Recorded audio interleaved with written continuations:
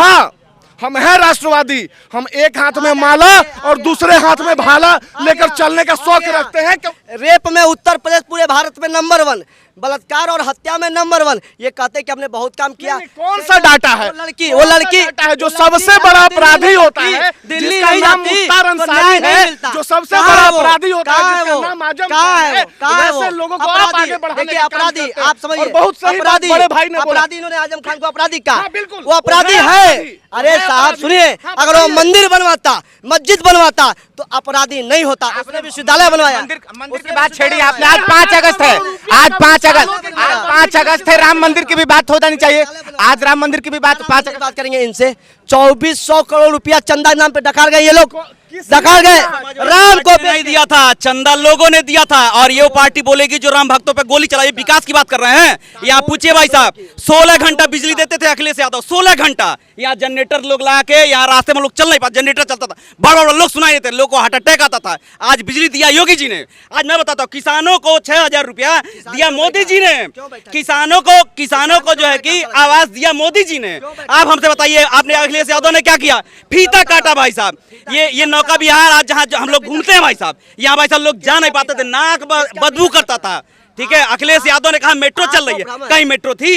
Metro चलवाया Yogi ji ने। आपने कहा भाई साहब सुनिए, इन्होंने कहा एम्स जो है कि एम्स दिया अखिलेश यादव ने। कहा दिया भाई? एम्स की जमीन मोदी जी ने दिया, एम्स की जगह योगी जी ने दिया। सपा सरकार चलवा रही है, सपा चलवा रही है। अरे सपा चलवा रही है। गोरखपुर में मेट्रो क्यों नहीं चला? बताइए ना, गोरखपुर में क्यों नहीं चला? एक एक बात, मेट्रो कौन चलवा रहा है? मेट्रो कौन चलवा रहा है? हमने ऐसी सड़क बनवाई जहाँ सुखोई विमान उतारा जाता है, ये अभी पूर्वांचल एक्सप्रेसवे बनवा नहीं पाए। इनसे जवाब लीजिए ना। आप जिस गोरखपुर में खड़े हैं, आपको पता होगा मियादी बुखार क्या होता था, आपको पता होगा इंसेफ्लाइटिस क्या होता था। अगर उसको किसी ने खत्म करने का काम किया तो उसका नाम महाराज श्री योगी आदित्यनाथ जी है। और ये क्या बात करेंगे डेवलपमेंट का? हमारे ऐसे ऐसे सांसद हुए हैं, हमारे ऐसे ऐसे सांसद इस उत्तर प्रदेश में हैं जिनके बराबर काम अखिलेश यादव जी और मुलायम सिंह यादव जी नहीं किए होंगे। मैं अचानक आया हुआ था, आप इस माथे पर जो तिलक देख रहे हैं, ऐसा नहीं है कि मैं किसी के द्वारा प्रोपेगेंडा सेट करने के लिए आया हुआ हूँ। यहाँ पर मैं आकर गोरखनाथ मंदिर का दर्शन करने आया हुआ था। लेकिन जब हमने देखा कि ये लोग वैसे लोग हैं जो लोग सही में संत है, जिसने इस राष्ट्र को बचाने के लिए कार्य किया है, अगर उस पे अंगुली उठा रहे हैं, उसको ढोंगी बता रहे, तो हम बता दे रहे हैं, योगी आदित्यनाथ जी तो बहुत दूर के चीज हैं। उनके हनुमान के रूप में गोंडा कैसरगंज से सांसद आदरणीय बृजभूषण शरण सिंह जी नेताजी बैठे हुए हैं। जाकर उनके विकास मॉडल को देख लीजिए, जाकर देख लीजिए गोंडा में कि हेल्थ सिस्टम और एजुकेशन सिस्टम क्या होता है, जाकर देख लीजिए वहां पर रोड का व्यवस्था क्या है, जाकर देख लीजिए रोजगार कैसे प्रदान किया जाता है। तो हमारे यहाँ तो ऐसे ऐसे सांसद हैं जिनके क्रियाकर्मों को और कलापों को जब आप देखेंगे तो आपको पता चल जाएगा कि वाकई डेवलपमेंट का मॉडल क्या होता है। और जब हमारा सांसद एक पूर्व मुख्यमंत्री से ऊपर का काम करता है, तो जब योगी जी जो आने वाले समय के पीएम मटेरियल है वो सामने आ जाएंगे तो आप समझ सकते हैं। क्या कह रहे हैं कि इनका एक सांसद आपके अखिलेश यादव के बराबर है? इन्होंने कहा, देखो सांसद हैं, वो जनता द्वारा चुने गए हैं, उनका सम्मान। इन्होंने कहा कि महंत हैं तो यूपी की जनता ने योगी जी को विकास के लिए दिया था, लेकिन नहीं पता था कि महंत योगी आदित्यनाथ उत्तर प्रदेश का विनाश कर देंगे और गड्ढे में डाल देंगे। हमने जो विकास की योजना दी थी सब बंद पड़ा है, कोई काम नहीं करेंगे। ये बात बार बार कर रोजगार की ना, पूछिए नौजवानों से रोजगार के। सन्यासी सत्ता का भूखा नहीं होता है, ये सन्यासी सच्चा सेवक का भूखा है। मैं बताता हूँ कि एक सन्यासी सच्चा सेवक कैसे होता है। Ease of doing business, ease of doing business पूरे देश में उत्तर प्रदेश नंबर 2 पर है। अगर सबसे ज्यादा कहीं पर बिजनेस इन्वेस्टर्स आ रहा है, सबसे ज्यादा इन्वेस्टर्स सबमिट हो रहा है, तो उसमें उत्तर प्रदेश नंबर 1 है। अगर आउट ऑफ 29 स्टेट्स अगर किसी ने सबसे ज्यादा रोजगार, सरकारी रोजगार देने का कार्य किया है, तो उसमें उत्तर प्रदेश नंबर 1 देखते हैं।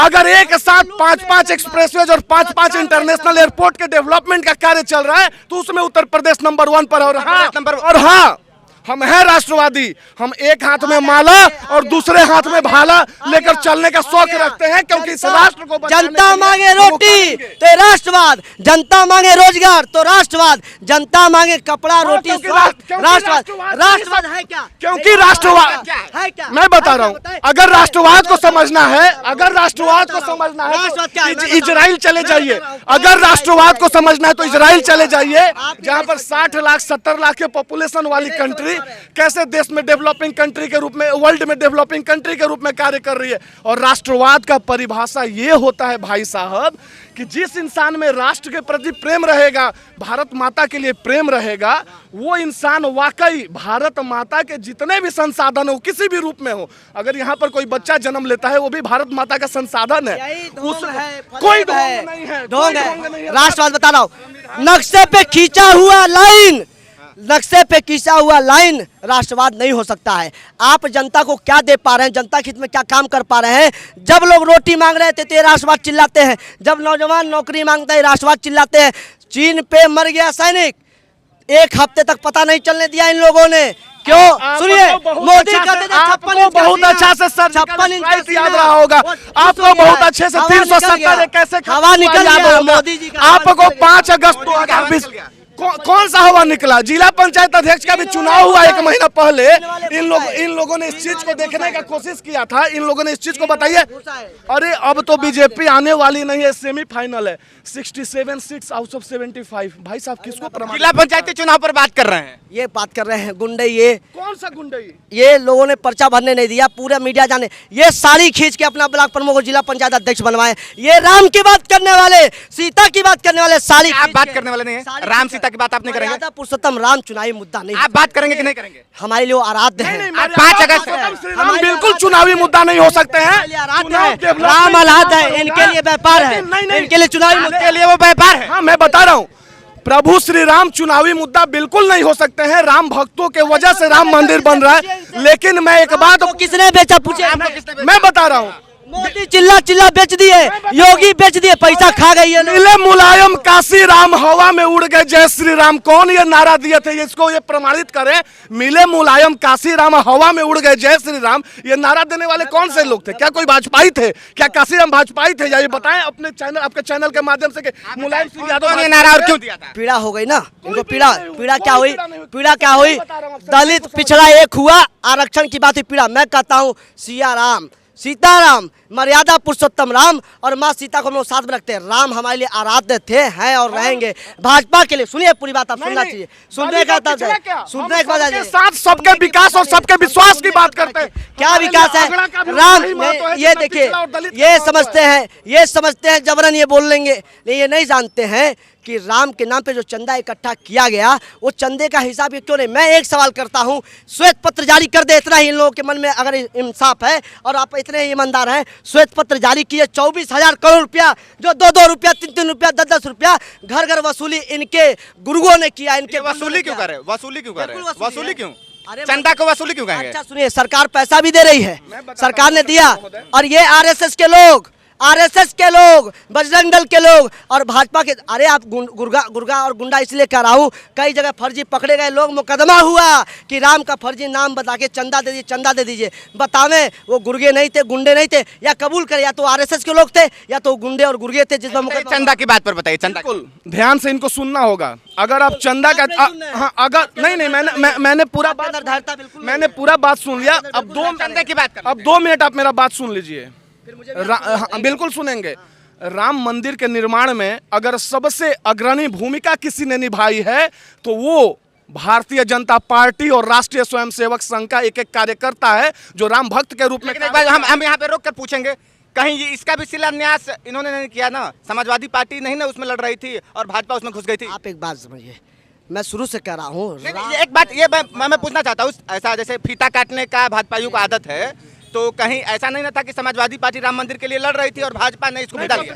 देखिए मैं बता रहे हैं, फीता काटने का आदत भाजपाइयों को नहीं है। भाजपाइया काम करने में विश्वास रखते हैं। आपने कौन सा काम किया आपने? मैं बता रहा हूँ, अगर देश में आप अपना एजेंडा मत चलाइए, आप समाजवादी पार्टी का प्रवक्ता मत बनिए। भाजपाई जो होते हैं, भाजपाई कर्म करने में विश्वास रखते हैं। और एक बात आपको मैं बता देता हूं, जब आप चंदा का चर्चा कर रहे हैं, चंदा लेकर आने वाले कौन से लोग थे?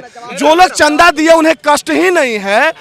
ये जितना सारा भी मजार का निर्माण हो रहा है, मस्जिद का निर्माण हो रहा है, हर एक जगह से श्वेत पत्र जारी कराएं। आपके चैनल के माध्यम से मैं वादा करता हूं कि भारतीय जनता पार्टी और राष्ट्रीय स्वयंसेवक को साइड कीजिए। जो राम मंदिर निर्माण ट्रस्ट है, जिस दिन ये मजार और मस्जिद का श्वेत पत्र जारी करा देंगे, उस दिन राम मंदिर निर्माण ट्रस्ट आकर जनता के सामने श्वेत पत्र जारी कर देगी कि कितना चंदा आया था, क्या खर्चा हुआ। मजार और मस्जिद का श्वेत पत्र जारी कराइए, भारतीय जनता पार्टी भी राम मंदिर न्याय ट्रस्ट की जो बात करे उसकी भी श्वेत पत्र जारी। मस्जिद और मजार की बात की, ये संप्रभुता संपन्न राष्ट्र है। भारतीय संविधान कहता है सबको यहाँ पे अपने धर्म और सबको अपने यहाँ रहने का अधिकार है।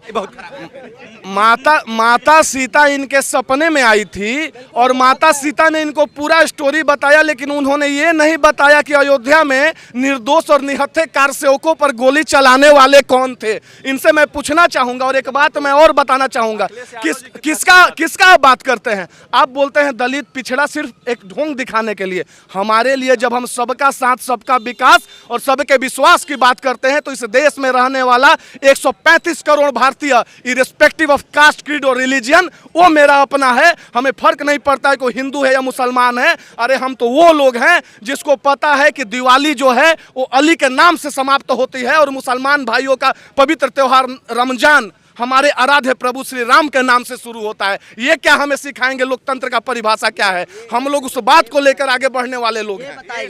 ये बताएंगे। मैं उस संस्कृति में आता हूँ जिस चांद को देख के हिंदू महिलाएं पति का व्रत तोड़ती हैं और उसी चांद को देख के ईद उल फितर मनाया जाता है। ये बताएंगे इनके मोदी प्रधानमंत्री। आपके मोदी नहीं है, आपके मोदी नहीं है, बिल्कुल नहीं है। आपके मोदी नहीं है, प्रधानमंत्री हो सकते हैं, मोदी तो बिल्कुल नहीं है। प्रधानमंत्री है ना। I am very respect mister prime minister, but I am not respect Narendra Modi. ये जान लीजिए। छाती पीट के कहते हैं मैं पिछड़े का बेटा हूँ। क्यों कहते हैं भाई, क्यों कहते हैं? छोड़ दे पिछड़ा, आ जाए ना। जो बाबा साहब के संविधान पे सिर रख के झूठ, अरे मगरमच्छ भी शर्माया होगा मोदी जी के आंसू पे, संविधान पे जो आंख रख के मुंह रख के रोते हैं। आप समझिए। सुनिए, ऐसा निकम्मा प्रधानमंत्री जो माँ को 70 साल के माँ को लाइन में लगवा 4000 रुपया निकलवाता है। यही करमैनी घाट में महिलाएं मर गई और भी कई जगह मजदूर मर गए। जीएसटी के नाम पे इन्होंने ठगा। और ये बात कहाँ ले जाते हैं? देखिए, ये बात उस पर नहीं करेंगे जो मैं चाहता हूँ। ये बात करेंगे किस पे? जीएसटी पे बात किया जाए। मैं जीएसटी विकास पे, मैं योजना पूछ रहा हूँ। एक योजना ये बता दें, एक योजना पूरे उत्तर प्रदेश में लागू हो, एक योजना ये बता दें। मैं हर एक बात का जवाब दूंगा, लेकिन सलीके से दो मिनट का समय हमें देना होगा। ठीक है। पहला बात, इन्होंने बोला मैं पिछड़े का बेटा हूं। पिछड़े का बेटा कहने का मतलब ये नहीं होता है कि हम किसी कास्ट या क्रीड से आ रहे हैं। पिछड़े का बेटा कहने का मतलब होता है कि हम उस परिवार में जन्म लिए जहां पर संसाधनों की कमी थी, लेकिन उस संसाधन के कमी के वजह से हम पिछड़े थे। लेकिन उन सारे चीज़ों को दरकिनार करते हुए हमने देखो कैसे उस मुकाम पर पहुंचा जहां पर हमें पता था कि राष्ट्र सेवा ही सर्वोपरि है। ये 70 साल की वृद्ध माँ की बात करते हैं। अरे भैया, नोटबंदी के दौरान आपके दो युवराज जो थे, एक का नाम राहुल गांधी था और दूसरे का नाम अखिलेश यादव था। ये लोग एक साथ घूमते थे और नोटबंदी के दौरान अपना फटा हुआ कुर्ता दिखाते थे, जो जाकर इटली, पेरिस और रोम में पता नहीं क्या क्या मनाते हैं। उस समय आप चर्चा नहीं करते हैं कि लाइन में कौन लगता था। और योजना की क्या बात करेंगे साहब? आप जहां पर खड़े हैं वहां पर जाकर देखिए, गोरखपुर लिंक एक्सप्रेसवे से लेकर पूर्वांचल एक्सप्रेसवे किसका किया जा रहा है? आप जाकर देखिए। अब ये भी बताइए, जेवर इंटरनेशनल एयरपोर्ट ये क्या है? ये क्या है? योजना की ये बात कर रहे हैं आप। आज क्या गजब का मजाक करते हैं। 2020 आज 5 अगस्त 2021 सुकन्या समृद्धि योजना 80 लाख से 1 करोड़ लोगों को, गरीब लोगों को, चाहे वो सेवक हो या सेविकाएं हैं, उनको विशेष भत्ता देने का कार्य इस कोविड में योगी आदित्यनाथ जी ने किया है। क्या ये योजना नहीं है? जितने लोग कोविड का सेकेंड वेव जो आया था, जितने लोग कोविड का जो सेकेंड वेव आया था, उसके प्रादुर्भाव से बहुत सारे लोग या तो अनाथ हो गए या किसी के घर में जो अर्निंग मेंबर था वो मर गया। उसके पूरे परिवार को, उसके बच्चों को अपने बच्चों की तरह ट्रीट करना, उनके लिए एक एक व्यवस्था कराना, क्या ये योजना नहीं है? प्रधानमंत्री समृद्धि योजना के अंदर जो कार्य हो रहा है, प्रधानमंत्री आवास योजना के अंदर जो कार्य हो रहा है, क्या ये सारी योजनाएं नहीं है?